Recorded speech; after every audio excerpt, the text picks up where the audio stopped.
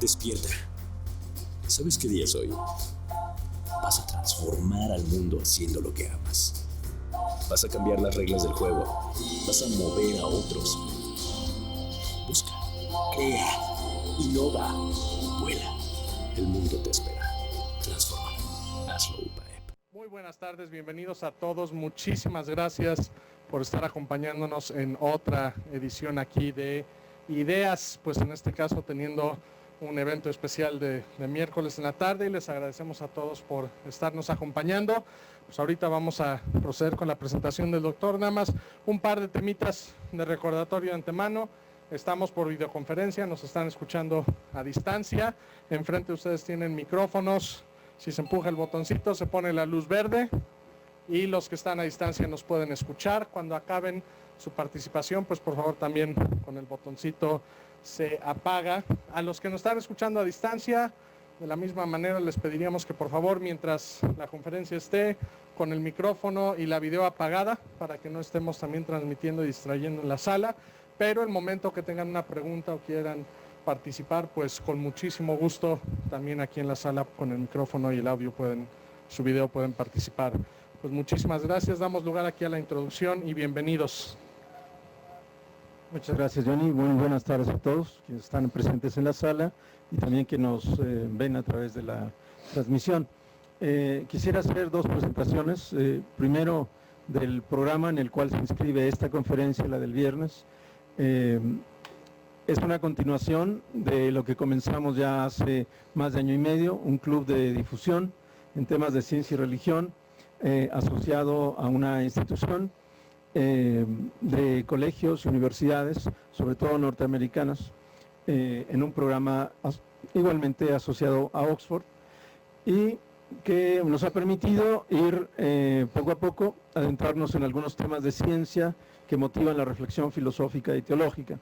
En agosto, quizá algunos recuerdan, tuvimos toda una semana dedicada a la teología y el medio ambiente, y ahora lo podemos continuar concluyendo el semestre prácticamente con cosmología, historia de la física, etcétera, y continuaremos el siguiente semestre con temas de biología, genética molecular y algunas otras cosas más. Esperemos si todo se da como deseamos, incluyendo la astrofísica. Bien, pues quisiera darle la bienvenida nuevamente y agradecerle mucho al doctor Alejandro González Sánchez, quien ha colaborado con la universidad desde hace muchísimo tiempo y con nosotros. Él es cosmólogo de profesión, tiene estudios de licenciatura y estudios de matemáticas y física son los grados en la UNAM, un doctorado en astrofísica con el profesor John Barrow, que es uno de los cosmólogos más reconocidos en el mundo, en la Universidad de Sussex. Y bueno, ha estado trabajando de vuelta en México en distintas instituciones, entre otras el INAOE, y actualmente en la Universidad Autónoma de Zacatecas, en particular en una unidad importante, creo yo, para México, para cómo se está desarrollando la investigación en el mundo, la nueva unidad de física en ciencia y tecnología de la luz y la materia, y particularmente pues trabaja, si no mal recuerdo, en el área de modelaje matemático, ¿no es cierto? Algún tiempo también fue director del Observatorio Astronómico de Zacatecas y también profesor visitante en el Observatorio de París, igualmente. El currículum es bastante extenso, pero yo creo que es más que suficiente para darle la bienvenida y agradecerle nuevamente su disposición a venir aquí con nosotros a compartir estas apasionantes ideas que hacen que quizá nuestra imaginación no solamente huele, sino para algunos resulta inquietante y para otros estimulante, ¿no? Pues te dejamos. Muchísimas gracias y gracias a todos. Bueno, muchísimas gracias.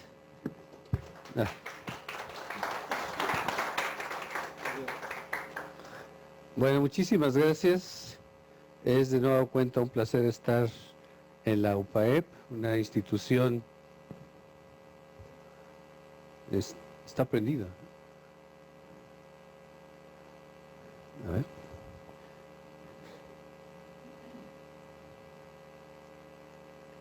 Está prendido, ¿no? Ok. Bueno, como decía, es un placer estar en nuestra institución en la que pues he colaborado desde hace, aunque no lo diga Juan José, 20 años, y él es el responsable de esta invitación. Y bueno, pues es un honor, ¿no? Entonces, en efecto, pues vamos a hablar hoy de un tema que pues es poco común en realidad. Es un poquito pues complicado de tratar porque reta mucho la parte conceptual nuestra de lo que tenemos como experiencia cotidiana en el mundo natural, a nuestras escalas de tiempo, de espacio, nuestra noción de lo que es prácticamente lo que entendamos como un espacio vacío. Todos estos son retos ideológicos, bueno, conceptuales, físicos muy importantes que se conjuntan justamente en el tema de esta plática, que es una pregunta: ¿cuál es la forma o la geometría del universo? Entonces, para entender la relevancia y sobre todo las teorías que tenemos y mucho conocimiento del cual podemos estar prácticamente seguros de que es correcto, pues es necesario hacer una revisión de varios conceptos. Por ejemplo, la materia. Tenemos que hablar de la estructura del universo. El universo está estructurado. La materia que existe en el universo está organizada. Y hablar también del espacio-tiempo. No como un espacio y el tiempo, sino como una dualidad espacio-tiempo, ¿no? Entonces, todos estos temas son importantes para contestar la pregunta de cuál es la forma y la geometría del universo. Quisiera empezar con esta imagen. ¿Es posible apagar las luces un poquito? Bueno, quisiera empezar con esta imagen. En esta imagen hay representadas, hay graficadas en la distribución del espacio que podemos ver, un total de aproximadamente 400,000 millones de galaxias, ¿no? Estamos hablando de un universo al que se le ha calculado una edad de 13.800 millones de años, ¿no? Y hablar de esas edades realmente, pues, al menos a mí me cuesta muchísimo trabajo de tratar de abreviar toda la historia del universo, cómo ha evolucionado, cuál ha sido su origen, en fin, en 13.800 millones de años. Lo importante es que la distribución de todas estas galaxias, aparentemente en este mapa, que es un mapa en 2 dimensiones, parece ser una distribución prácticamente al azar. Cuando uno observa en detalle la distribución de esos puntos y además considera la distancia a cada uno de esos puntos y empieza a hacer mapas tridimensionales, una estructura extremadamente compleja e impresionante empieza a emerger. Entonces, por ejemplo, en estas imágenes vemos regiones que están aquí coloreadas con morado, otras en amarillo, otras en verde, y entre ellas hay regiones que se aprecian oscuras, ¿no? Entonces, esto, ya cuando les comentaba, lo graficamos en 3 dimensiones, nos revela una estructura del universo muy impresionante que tenemos que explicar. Si hiciéramos un zoom, un acercamiento a una zona de esta región del espacio, por ejemplo, veríamos una gran cantidad de galaxias. Esa es una de las imágenes tomadas por el telescopio espacial de las regiones más alejadas del universo. En una región en donde uno podría esperar estar viendo el nacimiento de las primeras galaxias, en realidad vemos que hay galaxias que prácticamente ya son bastante evolucionadas, lo cual sugiere que el universo puede ser mucho más antiguo de lo que en realidad pensábamos, ¿no? Y bueno, no voy a detallar mucho en esta imagen, pero se pueden observar objetos que realmente son únicos, que no conocíamos y que parecen estar ligados justamente a la estructura de todas estas galaxias. Solamente para resaltar lo impresionante de esto, es que, por ejemplo, una galaxia como esta, o como la nuestra, la Vía Láctea, o como Andrómeda, tiene alrededor de 100,000 millones de estrellas, ¿no?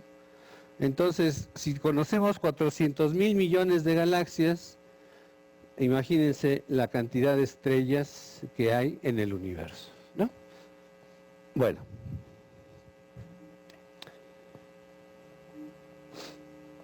Este es uno de los aspectos a gran escala del universo que conocemos.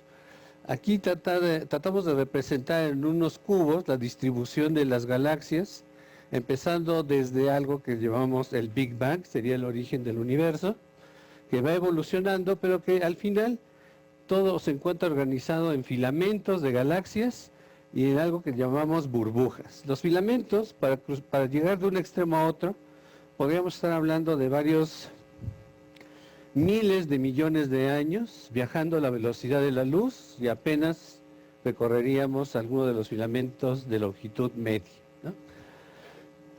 Y luego también hay regiones obscuras en donde podrían existir millones y millones de galaxias y sin embargo aparentemente no hay nada. Es decir, son espacios realmente descomunales. Y bueno, la estructura del universo en gran escala, bueno, este pretende ser un mapa tridimensional, pero abajo se vería un mapa bidimensional, todas las galaxias proyectadas en el plano. Entonces, como ven, hay estructuras filamentarias o filamentosas aquí, y hay regiones negras, que les llamamos burbujas o voids en inglés, pero son esas regiones en donde podrían existir millones de galaxias y sin embargo, pues no hay tal.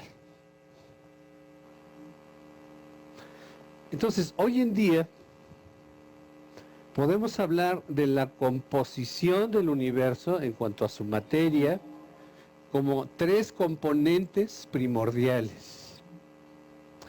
Una de ellas, la que domina, le llamamos la energía oscura. No sabemos qué es. La detectamos por la dinámica de las galaxias, ¿no? Y esto representa el 68% de todo lo que existe en el universo. ¿Ok? Después hay una gran cantidad de algo que le llamamos materia oscura, que domina las partes internas de las galaxias, y es el 27% de todo lo que existe. Y el otro 5% que representan los 400,000 millones de galaxias con sus 100,000 millones de estrellas cada una, representa apenas el 5%, ¿no? De tal forma que esto que está aquí, con esta cifra de galaxias, apenas si es el 5% de todo lo que existe en el universo. Todo lo demás hoy es tema de estudio.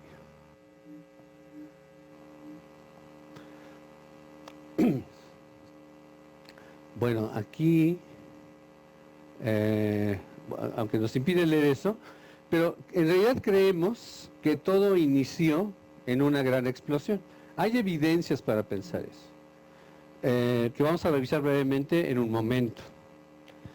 Entonces, toda esta estructura tuvo su origen hace 13,800 millones de años. Y entonces es necesario hablar, como preámbulo a lo que sería la geometría del universo, de el Big Bang, lo que en realidad es y lo que no es. Y créanme que al dar pues una serie de conferencias sobre esto, en realidad la gente tiene un mal concepto de lo que es el Big Bang.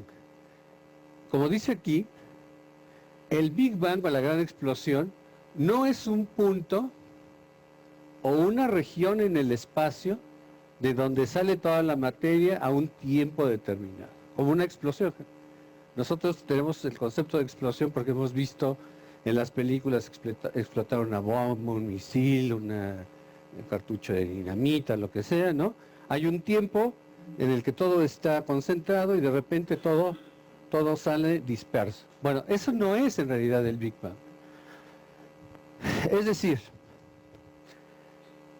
el concepto erróneo del Big Bang asume que tenemos un escenario vacío, algo que ya existe, algo preexistente que no contiene absolutamente nada.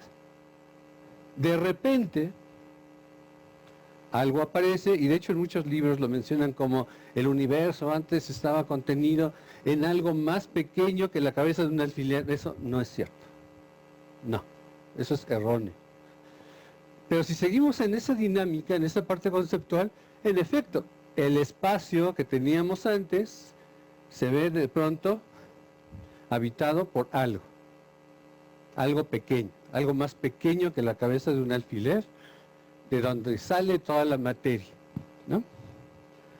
Y entonces, al transcurrir el tiempo, ese pequeño objeto lanza materia y empieza a llenar el escenario, que es el vacío. Eventualmente, con el tiempo, se forman galaxias. Por la expansión, debido a la expansión, las galaxias se alejan unas de otras, ¿no? Y llegamos a una visión de lo que actualmente es el universo, es decir, un espacio completamente lleno de galaxias, ¿sí? En esta visión hoy en día, además, a través de la relatividad general, especial y general de Albert Einstein, él nos decía, por ejemplo, que esta relación, la energía es igual a la masa por la velocidad de la luz al cuadrado.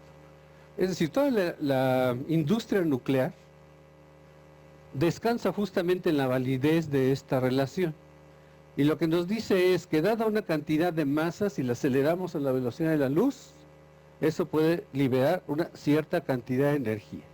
Y eso es lo que vemos en todos los laboratorios y es lo que le da sentido a toda la energía nuclear, a toda la industria nuclear, ¿no? Pero fíjense que bajo esta visión, al inicio del universo parecería que toda la materia está predeterminada. Es decir, que de esa pequeña condensación o región más pequeña que la cabeza de un alfiler, salen todas las partículas elementales que eventualmente forman los átomos, ¿no? Por ejemplo, si yo pienso en el átomo de hidrógeno, el hidrógeno tuvo un origen porque finalmente lograron existir los protones, que son 3 partículas elementales, se llaman quarks, que hasta ahorita no sabemos que tengan estructura. Un electrón que no sabemos que tiene estructura, es decir, es una partícula realmente elemental, no tiene ninguna estructura. Los átomos tienen estructura, porque tienen núcleos, tienen protones, tienen neutrones y tienen electrones. Pero entonces hay partículas que parece ser que no tienen absolutamente ninguna estructura. ¿De qué están hechas? Primera pregunta, ¿no? Y entonces, como no sabemos una respuesta, pues en efecto lo más fácil es decir, todo estaba concentrado en una región más pequeña que la cabeza de un alfiler y de ahí salió todo. Y eso en realidad presupone esto justamente, que la materia está predeterminada. Al inicio, sí, que toda la materia está predeterminada y que solamente el Big Bang es un medio para escapar de alguna parte o para llenar todo este espacio.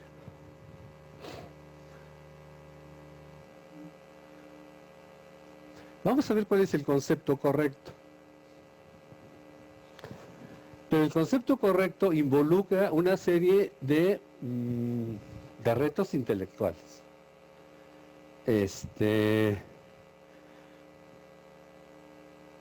Rompe con nuestra intuición física en el mundo natural a estas escalas, ¿no? Entonces, por ejemplo, hoy sabemos, desde el descubrimiento por Edwin Hubble de la ley de Hubble, que él demuestra que todas las galaxias se están alejando unas de otras, eso es evidencia de una expansión del universo. Si yo me agarro 2 galaxias y veo que se alejan una de otra, no puedo decir absolutamente nada del universo. Lo único que puedo decir es que una se aleja de la otra. Pero si encuentro que todas las galaxias, los pares que yo me agarro, todas aumentan su distancia, entonces sí puedo adjudicarle una propiedad al universo, al espacio, al escenario, ¿no? Entonces imagínense esta región del universo. Bueno, de hecho es cualquier región del universo, no es una especial, ¿ok? Vamos a centrarnos en ese objeto y vamos a suponer que esa es nuestra galaxia, ¿de acuerdo? Nosotros desde nuestra galaxia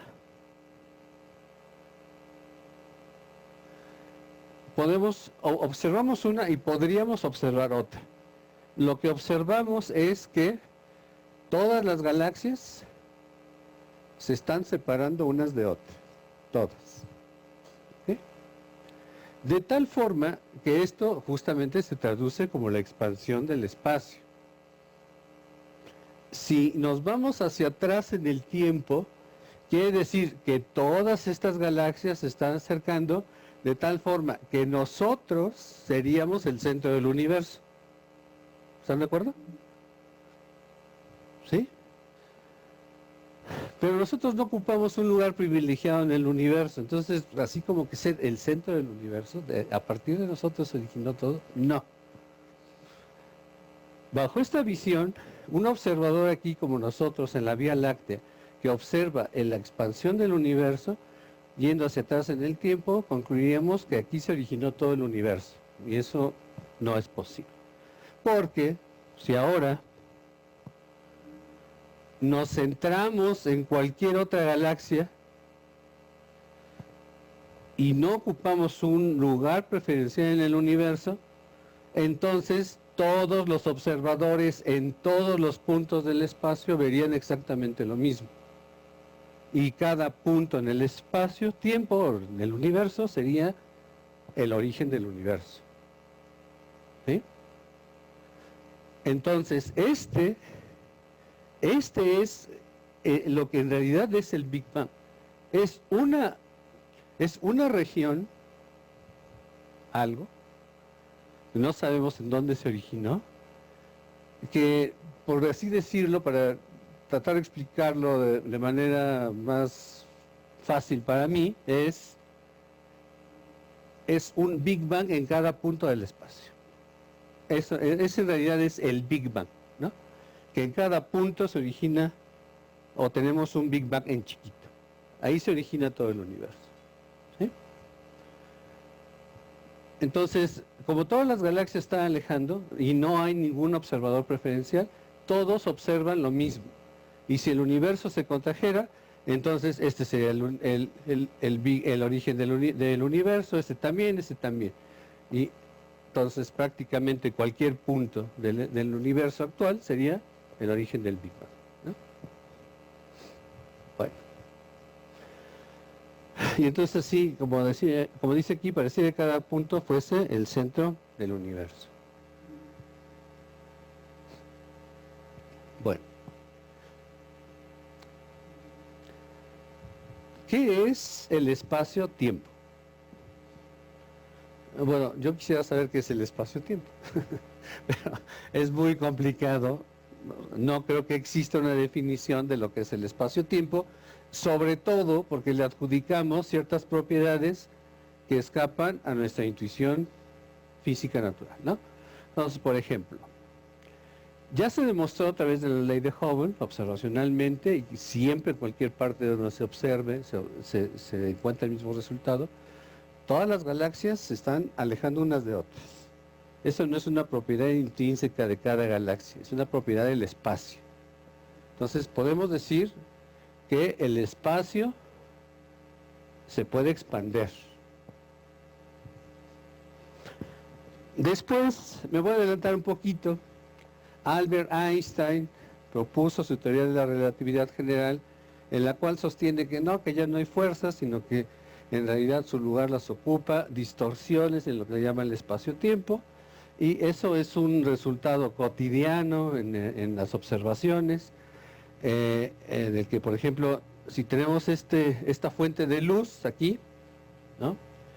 Y la observamos a través de nuestros telescopios desde este lado, si la luz viajara en línea recta, nunca lo veríamos porque sería eclipsado por esta conglomeración de masa enfrente. ¿Sí? Sin embargo, este objeto que está detrás del que produce la distorsión, sí lo podemos observar porque este objeto distorsiona el espacio. Y entonces todos los rayos de luz que en principio escaparían en línea recta y no lo podríamos observar, se curva y llegan a nuestros telescopios. Y se produce un efecto que se llama efecto de lente gravitacional, porque el telescopio lo que observa es esto. Es el mismo objeto en rojo, pero en múltiples imágenes. No es un problema óptico del telescopio, no, es un efecto gravitacional, ¿no? Este efecto lo predijo Albert Einstein y el telescopio espacial lo confirmó a partir de 1990, y a partir de ahí ha habido resultados que confirman justamente la curvatura del espacio. Entonces ya son dos propiedades que nos retan intelectualmente. ¿Qué es el espacio-tiempo que puede expandirse y se puede curvar? ¿No?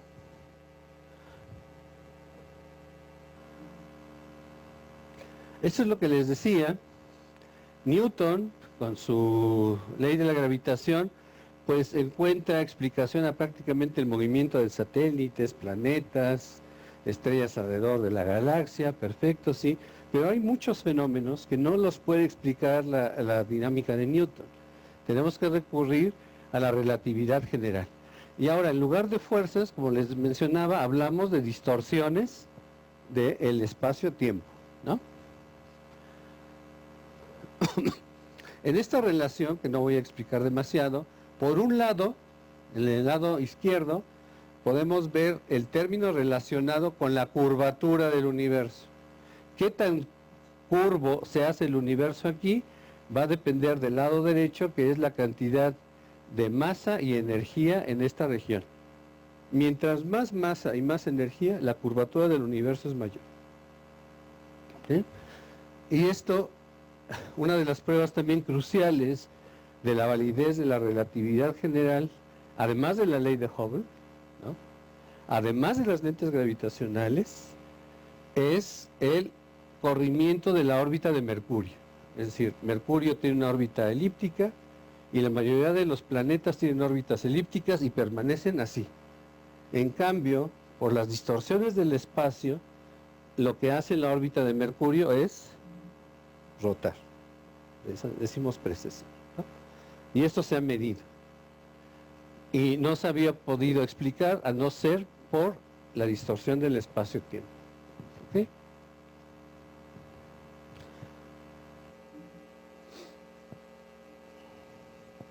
Hace 2 años, no, en el 2016, hace ya 3 años, se hizo el anuncio de la detección de las primeras ondas gravitacionales.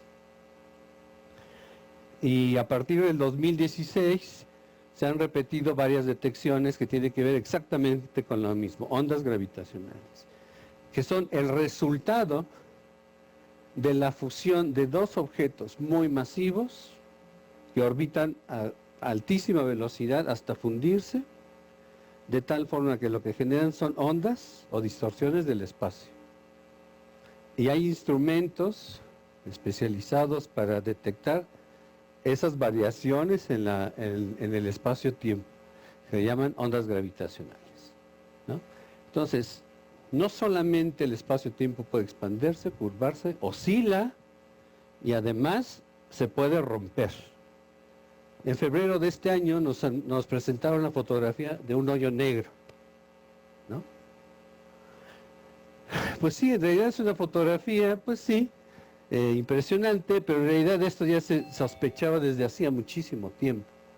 Uno de los que más trabajó en eso fue Stephen Hawking, que murió también hace un año, ¿no?, que no pudo ver esta fotografía, pero que confirma la existencia de hoyos negros, que es un rompimiento del espacio-tiempo. ¿De acuerdo? Entonces, ¿a qué nos enfrentamos? A algo que llamamos espacio-tiempo, que se expande, que se oscila, que rompe, que se curva, y algo más.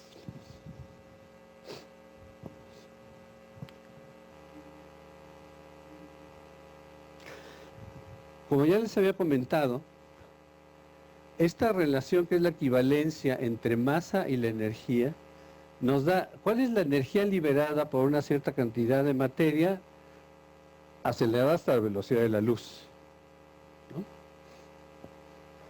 Y este fenómeno nunca se ha observado al revés, nunca. Siempre la materia es equivalente a la energía, nunca al revés, aunque matemáticamente eso lo permite. Pero entonces, si en el momento en que surge el Big Bang no hay materia, ni siquiera hay partículas elementales como el electrón, como el positrón, como los quarks, que a partir de ellos se puede formar otro tipo de materia que finalmente da origen a las estrellas, a las galaxias, a la vida, en fin, partículas elementales. ¿De dónde vienen esas partículas elementales? ¿Qué les da su masa? ¿Qué les da su carga eléctrica, su spin, su momento angular, la forma como rotan? Bueno, en esta gráfica trato de representar la existencia, por ejemplo, de átomos complejos a partir de la unión de partículas. Por ejemplo, protones se componen de 3 quarks diferentes de los que se compone un neutrón, que son otros 3 quarks diferentes, pero hoy en día no sabemos si los quarks tienen estructura. Los electrones no tienen estructura, los positrones no tienen estructura, los neutrinos no tienen estructura. ¿De qué están hechas esas partículas? ¿Salieron de una región así? No. Esto nos impone justamente un reto para explicar con las leyes físicas que conocemos el origen incluso de las partículas elementales, ¿no? Y resulta justamente que esta relación, bueno, aquí no se ve la flechita, podría, eso sí es una especulación, estamos casi seguros, pero podría violarse en dirección. Es decir, si la materia es equivalente a la energía, en los orígenes del universo, la energía asociada al propio espacio puede condensarse y formar partículas elementales. ¿Cómo? No lo sé. Yo no lo sé y dudo que alguien lo sepa, ¿no? Pero lo que sí es cierto es que lo que sale o lo que da origen o es el Big Bang es el origen mismo del espacio-tiempo. Desde el espacio-tiempo que se condensan todas las partículas elementales y a partir de ahí todas las estructuras que observamos. Una curiosidad, ¿no? Dígame. Sí, por supuesto. Curiosidad nada más. Yo soy José Luis Martínez, soy profesor de aquí de Pescados. Dígame. Me queda clarísimo acerca de la relación, que no es una ecuación matemática de E igual a mc, que en efecto la energía proviene de la masa, por decirlo así. Pero la conjetura hacia el otro lado es que cómo puedo a partir de energía tener masa. No, esa es la conjetura. Aquí yo me pregunto, desde la explicación que estuvo dando de que el vacío, todo eso, ¿no? No pudiera ser nada más como plática, adelante. No me haga mucho caso, ¿no? Por ejemplo, si el 0 es más menos 1, 1 menos 1, entonces si yo tengo una masa, no habría una antimasa, que de tal manera que de la energía 0 pudiera surgir algo por el estilo y pudiera, bueno, es como comentario. Acertó. Perfectamente correcto. Perfecto. A ver, ya no lo mencioné, pero Stephen Hawking, que pues, digamos, invirtió toda su vida en el estudio de hoyos negros. Nunca vio uno. Vio evidencias observacionales así como esta. Nunca una confirmación de la existencia. Pero él siguió sus cálculos, ¿no? Y una de las predicciones es que la gravedad alrededor de este disco se le llama el horizonte de eventos. Porque si la materia pasa ese horizonte hacia adentro, se perdió para siempre, pero para siempre, ¿no? En la frontera, la fuerza de gravedad es tan grande, no quería mencionarlo, es un poco difícil también. El espacio, vamos a usar esa palabra, se polariza. En efecto, se crea una partícula y un antipartícula. La suma de las dos, no pasa nada, porque más con menos da cero. Pero muchas de esas partículas que se crean, unas se van hacia adentro y otras salen. Es lo que se conoce ahora como radiación de Stephen Hawking. Sí, de hecho sí. Lo curioso del caso es que de toda esta imagen que les mostré de 400,000 millones de galaxias, tenemos evidencia, pero así como que, no, 100% seguro, no. La energía total del universo es prácticamente cero. O sea, parece ser que hay estructuras así gigantescas y todo, pero al final no es nada. Bueno, eso, créanme que eso, bueno, yo no lo entiendo. O sea, sé que así es. Y la física que he estudiado me permite creer en eso. Probarlo así, no, es muy complicado. ¿No? Pero en efecto. ¿Dónde estábamos? Ah, aquí. Bueno. Entonces ya se habrán dado cuenta de que hablar del espacio-tiempo no es absolutamente nada, pero nada sencillo. Nada. O sea, tampoco es el vacío. Es como si yo les dijera, fíjense que vamos a agarrar una cajita aquí y le sacamos todo el aire. Pero todo, así, todo. Bueno, lo que queda ahí se puede expandir, se puede curvar, se puede polarizar, puede fluctuar, se puede romper. Entonces, ¿qué es lo que tengo ahí? No lo sé. ¿No? Pero ese es el espacio-tiempo. Bueno, entonces, ¿cuánto tiempo quedó? ¿Tengo todavía? ¿15? Entonces, una de las claves para responder esa pregunta, pues es gracias a Albert Einstein, que publica su teoría de la relatividad general, ¿no? Como ya les decía, depende de lo que yo tenga aquí, es la curvatura del espacio. La curvatura. Es cómo se deforma el espacio. ¿Y entonces de qué forma puede ser el espacio? ¿Una esfera? ¿Una dona?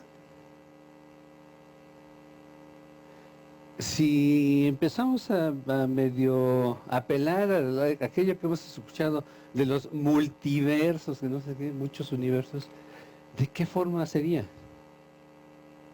A final de cuentas, geometría es la forma como medimos la distancia entre dos puntos. Por ejemplo, en esta mesa yo me agarro una regla y puedo medir 2 puntos. Pero si ahora me planteo el problema de medir la distancia en este filo de la mesa que es curva, entonces es otra cosa, porque tendría yo que curvar la regla. O si tengo que hacerlo en una silla de montar de caballo, si es así, entonces tengo que hacerlo de otra forma. ¿De acuerdo? Entonces, ¿de qué forma medimos la geometría del universo? Y aquí, pues, fíjense, puede ser así. El universo puede ser, pero también puede ser así. O así.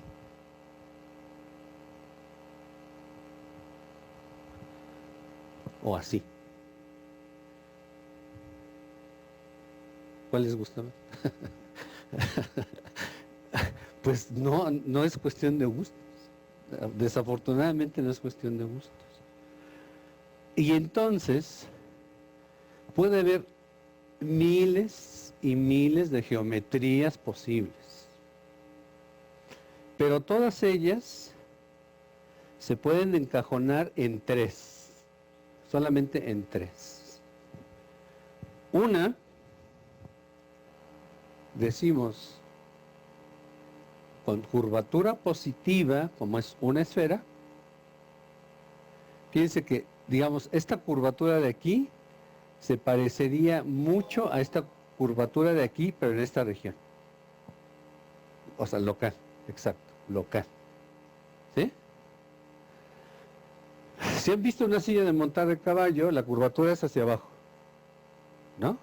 Esa se llama curvatura negativa, ¿ok? Que sería como esta. Fíjense, aquí localmente sería negativa y aquí localmente sería positiva. ¿Están de acuerdo? Y esta, pues también de las dos, ¿no? Entonces, todas estas se pueden englobar solo en 3.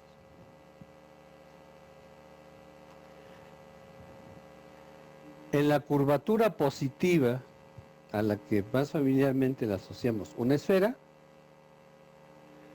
a la curvatura negativa, a la que le asociamos una silla de montar,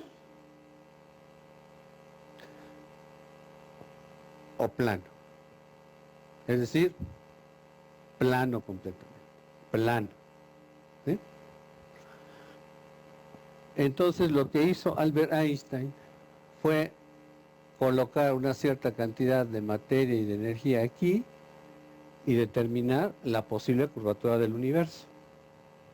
Por cierto, de aquí salió, fíjense, lo interesante que es, para 1915, cuando él hizo esto, no sabíamos las dimensiones del universo, pero no sabíamos nada, dónde estaban las galaxias, a qué distancia.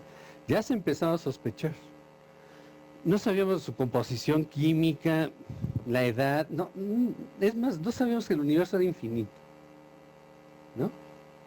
Y entonces cuando Albert Einstein dice esto y calcula y no sé qué, y encuentra que el universo debe estar en expansión, él mismo dijo, no puede ser, eso es absurdo. ¿Cómo el espacio se va a expandir? ¿No? Y entonces hay una anécdota que metió una constante que llaman cosmológica que impide la expansión. Y más tarde, en 1929, Edwin Hubble anuncia la expansión del universo. Pero entonces, hasta Albert Einstein no pudo sobrepasar ese prejuicio. No concibió nunca un universo en expansión. Eso fue después, como 14 años después. Y fue a partir de ahí que empezamos a hablar de, más bien se empezó a medio preparar, a cocinar el término Big Bang. Pero eso no existía. Entonces, como les decía, curvatura positiva una esfera, curvatura negativa una silla de montar o plano, ¿no?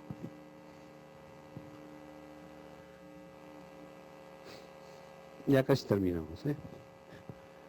Miren. Esta es la forma en cómo aumenta la distancia entre galaxias. ¿Cuándo? La geometría corresponde a una esfera, como esta. Es decir, la distancia entre galaxias aumenta, llega a un máximo y empieza a decrecer. Es decir, el universo empieza a colapsar. ¿Ok? O negativo, que la distancia entre las galaxias aumenta y nunca se detiene. Y la que menos nos gusta, bueno, a la gente que hace cosmología, que es el universo plano, ¿no? En un volado uno dice águila o sol, ¿no? Y entonces dice, pues águila, sol. Pero nunca dice perfil, es decir, que la moneda caiga así, paradita, jamás. Bueno, ups, ya me adelanté. Este caso es como el de la moneda, ¿sí? Yo lanzo una moneda y en lugar de que caiga solo águila, cae parada. ¿En qué casos? O lanzo un lápiz, ¿no? que puede caer así o así, pero nunca así parado. Este caso es como ese. Entonces, lo más probable es que sea o como este o como este. Y tiene sus implicaciones. Por ejemplo, si la geometría es curva positiva del universo, eventualmente, en efecto, las galaxias van a alcanzar una distancia máxima de separación y luego empiezan a colapsar.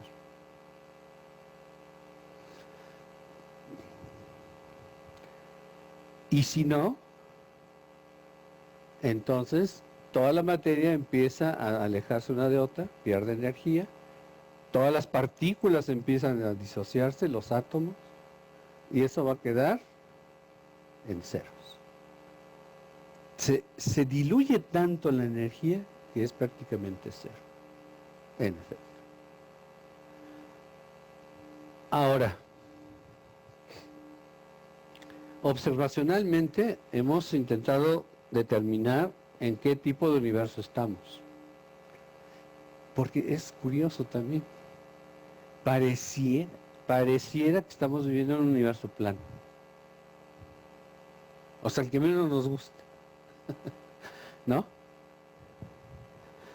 Pero para eso hay una explicación que está mejor representada en esta imagen. Este es el universo que llamamos abierto. Este es otro. Este es el universo cerrado. Y no está aquí representado, pero sería por aquí el universo plano, ¿no? Lo interesante es que hemos determinado con observaciones cómo varía la distancia de las galaxias desde la nuestra. Pero estamos en esta región, aquí. O sea, esto es distancia. Pero, o sea, la distancia de observación, no la distancia entre galaxias, ¿no? Esta es la distancia de observación. Entonces, nuestras mejores determinaciones de las distancias quedan aquí. Es decir, en una región donde puede ser cualquiera de los tres. Pues sí. Pues sí. Entonces, por eso el interés de construir telescopios más y más poderosos que vean hasta los confines del universo, ¿no? Porque es ahí donde vamos a poder, si tuviéramos observaciones aquí, ya la hicimos, porque ahí los modelos son diferentes. ¿Sí? Y a pesar de que pudiera parecer que sabemos mucho, el mayor problema en la cosmología es la determinación de las distancias. No podemos ir y medir la distancia a una galaxia que está a 80.000 millones de años luz de distancia. No podemos. Podemos inferir en base a ciertas cosas. Hay ciertos fenómenos físicos que parece ser que emiten luz en una cierta cantidad que no varía con la distancia, no varía con la edad. Unas de ellas son las supernovas, otras son las cefeidas. A pequeñas escalas están los paralajes para medir distancias muy cortas en el sistema solar, estrellas cercanas. Y sí, muchos de ellos son confiables. Pero a las escalas que estamos buscando, necesitamos muchos más datos. ¿Sí? Y bueno, conclusión, es que no sabemos aún en qué tipo de geometría estamos. Es muy probable que sea la esférica, al universo cerrado, es decir, llega a un radio máximo y empieza a contraer, o abierto, donde se expande para siempre. Las consecuencias al final son muy diferentes. En el final todo se diluye, todo deja de existir en el abierto. En cambio, en el universo cerrado, pues la materia empieza a contraerse, empieza a aumentar la temperatura, aumenta, aumenta, aumenta.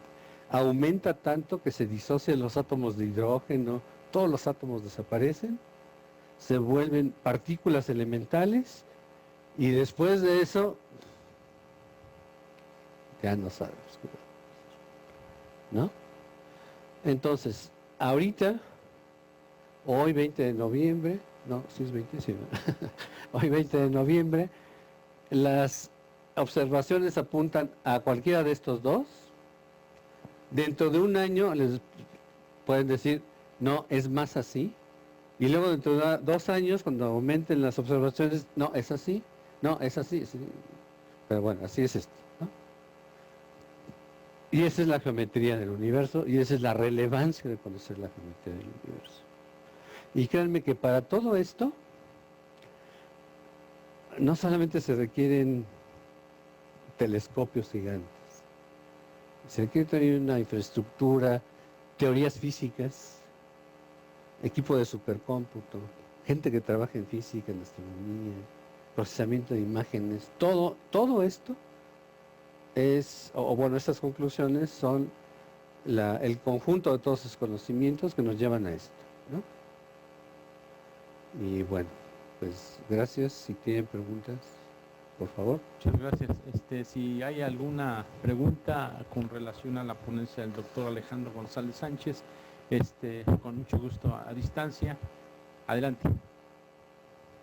Buenas tardes. En esto de si es un universo curvado como esfera o abierto como la silla de montar, ¿qué tanto tiene que ver la energía oscura, que hasta donde tengo entendido es una fuerza expansiva? Sí, lo que hace, es interesante la pregunta, porque lo que hace la energía oscura es acelerar la expansión del universo. Es un episodio que se está llevando a cabo, digamos, está empezando esa época de expansión, pero no ha sido la única, ya ha habido otra en el pasado. Y entonces eso lo que hace es borrar, digamos, la curvatura del universo. Es decir, por ejemplo, si yo tomo una pelota aquí de fútbol americano y quiero pararme, me va a costar trabajo porque siento la curvatura. Pero si la inflo al tamaño de la Tierra, pues perfecto. Es más, ni noto la curvatura porque todo este piso está plano. Eso es lo que hace la expansión. Y lo que hace también es diluir toda la cantidad de materia. La diluye, en efecto. Que es como lo que decíamos, ¿no? Que parece ser que la densidad de energía, que es la energía por unidad de volumen, decae radicalmente, ¿no? Y entonces la existencia de una energía oscura que acelera la expansión del universo, lo que hace es, pues eso, diluirlo, y nos llevaría a este caso del universo abierto.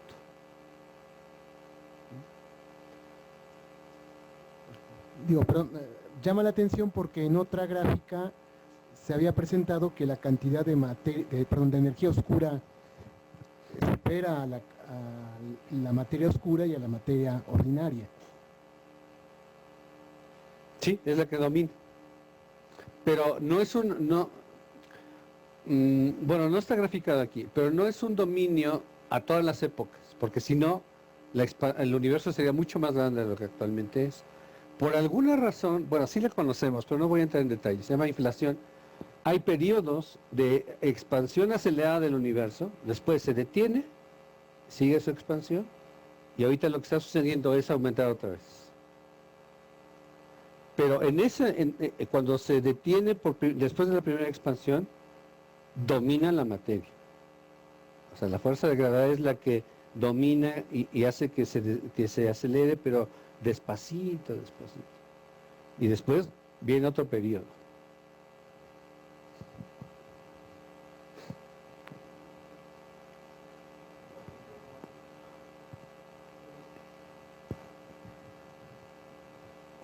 Buenas tardes.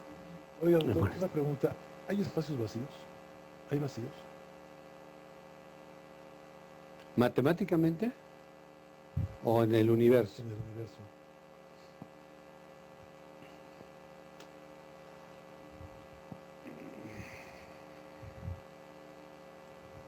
Bueno, las burbujas de las que hablé, decía yo, son regiones en donde podrían caber millones y millones de galaxias y no hay. En realidad, cuando digo no hay, es impreciso. No observamos. No observamos porque pueden estar completamente llenos o no de galaxias muy pequeñas. Hasta hace, no sé, unos 8 años, esa lámina de 400,000 millones de galaxias eran 200,000 millones de galaxias, o sea, menos, era la mitad. Pero en los últimos años se ha descubierto algo que no esperábamos, una gran cantidad de galaxias enanas, chiquitas, pero a final de cuentas son galaxias. Esas galaxias son opacadas por las galaxias más grandes, y esas no las habíamos considerado. Si el universo está dominado por más galaxias enanas, entonces es muy probable que en los centros de las burbujas puedan existir galaxias poco brillantes, entonces no las vemos. Muchos de estos objetos han sido detectados a través de simulaciones numéricas, así con supercomputadoras, que dicen, fíjate que en mi simulación encontré esto. A ver, tú que te dedicas a las observaciones, ¿por qué no lo buscas? Y lo encuentras. Eso es lo impresionante, que encuentra cosas que se predicen teóricamente. Y al revés, los observacionales le dicen a los teóricos, oye, yo observo esto, ¿por qué no lo buscas en tu computador? Ah, sí, hay algo así. Entonces, observacionalmente es difícil detectar esas galaxias. Numéricamente, esas burbujas pueden estar llenas de millones de galaxias enanas. ¿Son vacías? Puede ser. ¿En qué fracción? No lo sé. No sabemos todavía. O puede ser que están completamente vacías. O no las vemos.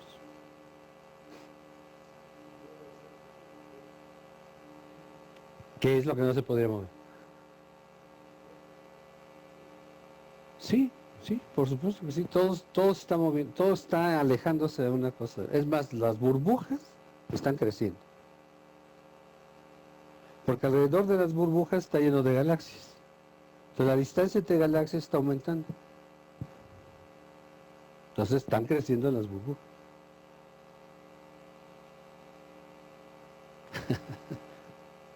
Okay.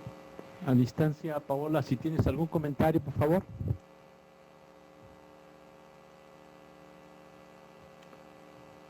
Bueno, parece que no. Pues, doctor González, pues igual también un comentario. Pues ante todo agradecer por este tipo de pues, conocimiento que nos compartes en relación a lo que es materia, ¿no? Y su geometría.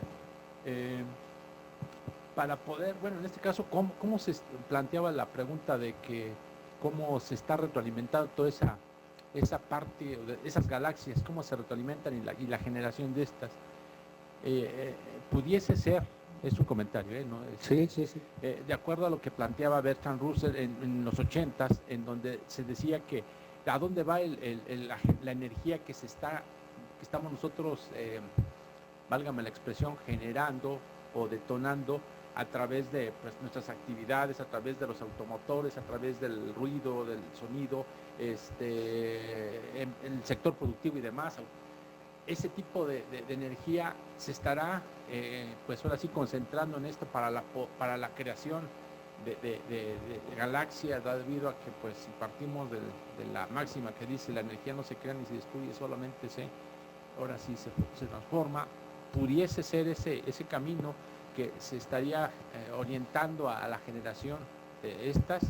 Y bueno, pues también agradecer porque pues aunque este tipo de que cuál es la forma que estamos nosotros concibiendo para saber si es el universo plano, curvo o tipo montura, pues ya se dio un conocimiento o la generación de los 3 modelos al inicio, y pues esto va a dar mucho más adelante. Entonces esto puede cambiar, puede darse ya sea curvo, etcétera, pero al menos ya hay este tipo de camino en el área del conocimiento. Es un comentario nada más que comparto, ¿no? Ok, muchas gracias. ¿Algún otro comentario? Adelante, doctor. Alejandro, tengo curiosidad también de saber si además de estar creando modelos en función de lo que encontramos en el universo, podría ser sobre todo en el terreno del modelaje puramente computacional, que llegásemos a prever una geometría que quizás hasta con el tiempo se pueda confirmar como cierta, encontrando posteriormente en el plano de la física que hay alguna otra entidad o que funciona de otra manera. Sí, por ejemplo, casi a la par, observacionalmente y teóricamente, por ejemplo, se predice la colisión entre nuestra galaxia y Andrómeda. O sea, eso se observa en las simulaciones. Y eso se observa en el espacio porque se ve la dirección, las velocidades, las masas de los objetos. Entonces ahí coinciden, digamos, ¿no? Las simulaciones numéricas son una herramienta. O sea, no es una ley que lo que salga de ahí es lo que va a suceder, es una herramienta. Y como tal, pues hay que tomarla, es decir, hay que compararla con las observaciones, ¿no? Y lo que sucede es que a veces funciona muy bien y otras veces funciona muy mal, razón por la cual muchos modelos matemáticos se han dejado y se han adoptado unos mejor que otros. Si se puede predecir el universo en computadora, sí se puede y se ha hecho. Una de esas predicciones es lo de la existencia de galaxias enanas. Otra, la distribución de galaxias enanas en las burbujas. Y otra es la formación de nuevas galaxias. De hecho, la época de formación de galaxias no ha terminado, es un proceso constante. Y eso lo vemos en el espacio y lo vemos en las computadoras. Ahora, sí, a pesar de que usemos supercomputadoras, numéricamente no es posible predecir hasta allá. Hay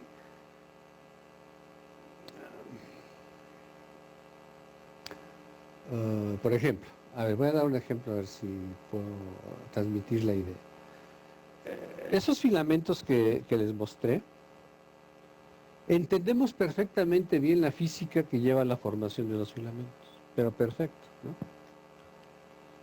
Pero si dejamos correr el programa numérico, vamos a ver que los objetos que lo conforman y que van a dar al filamento, forman el filamento y decimos, perfecto, muy bien, ya entendemos. Pero si dejamos correr la simulación, entonces muchos de estos elementos se cruzan y desaparece el filamento. O no queda del grosor que a uno le interesa. Entonces, o una de dos, o no sirve para nada el modelo, o es limitado. Y nosotros creemos que es una herramienta, o sea, es limitado. Entonces sí, hay una serie de predicciones de computadora del comportamiento del universo. ¿Qué tan confiables sean? No sabemos. Porque hay, por ejemplo, no hemos incorporado muy bien el gas en todas estas simulaciones numéricas, solamente puntitos que gravitan. Pero el gas es otra dinámica completamente diferente. Campos eléctricos, campos magnéticos, explosiones de supernova, o sea, son miles de detalles que hay que considerar. Que una supercomputadora, por muy supercomputadora que sea, y aunque podamos crear un clúster de supercomputadoras, no tenemos toda la información para meterlo en un solo programa. Entonces, hay limitaciones, ¿no? Pero también nos ha ayudado a confirmar otras, ¿no? El tamaño de los grandes cúmulos, la longitud de los filamentos, el radio de las burbujas, o sea, todo eso lo podemos confirmar con simulaciones numéricas. Más allá de eso, hay que tomarlo con las pinzas, ¿no? No sé si respondí. ¿Sí?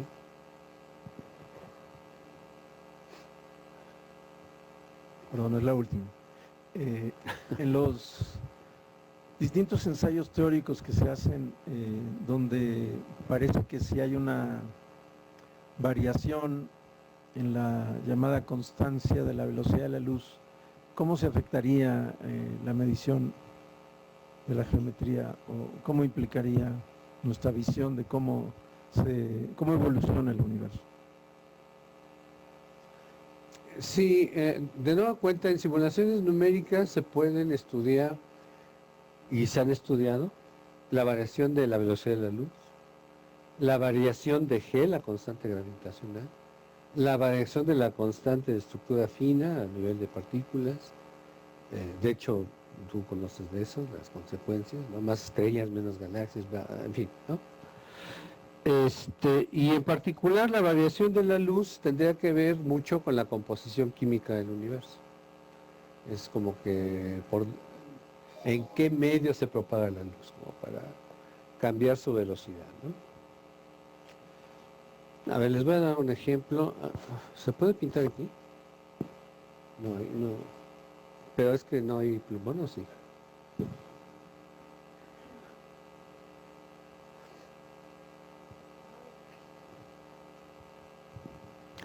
Sí, aquí hay un gis.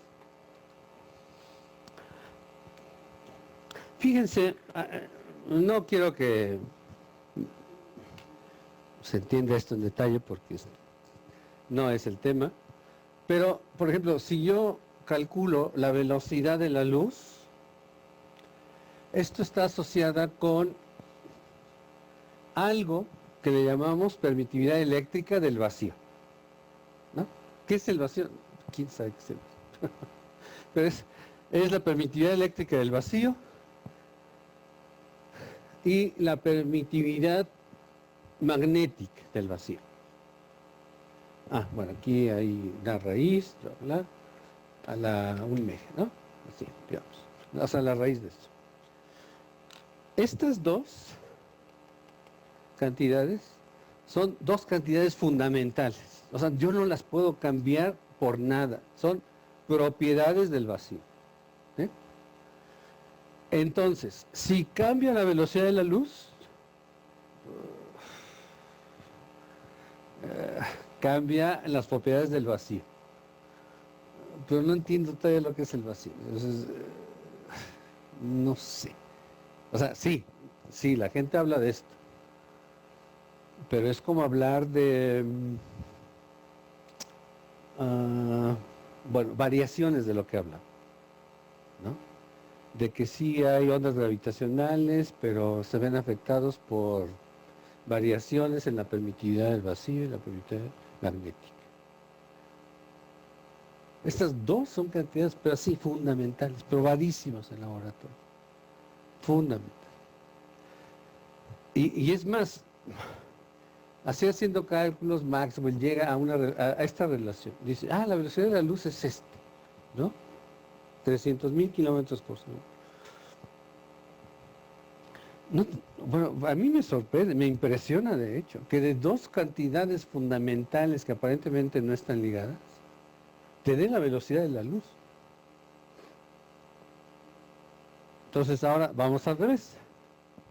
Si esta cambia, ¿cuál de estas dos cambia? ¿Y por qué? Y eso es lo que se está estudiando actualmente. ¿Por qué?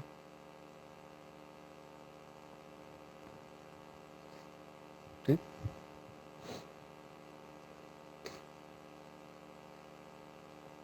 ¿Todo clarísimo? Bueno, mejor respuestas, ¿no? En lugar de preguntas.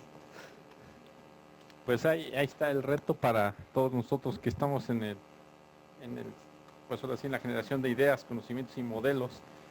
Y pues agradecerte, doctor Alejandro González, por esta ponencia que nos haces o nos compartes.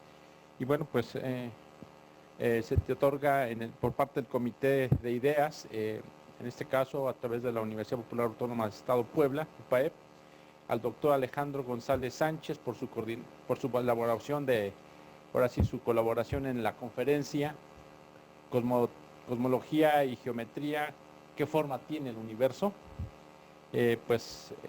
ahora sí, firmada al calce por parte del doctor Juan Manuel López Oglesby y el doctor Juan Martín López Calva. Muchas gracias y enhorabuena, y pues agradecerte esta ponencia que nos haces. Muchas gracias. Muchas gracias. Despierta. ¿Sabes qué día es hoy? Vas a transformar al mundo haciendo lo que amas. Vas a cambiar las reglas del juego. Vas a mover a otros. Busca, crea, innova, vuela. El mundo te espera. Transfórmalo. Hazlo, UPAE.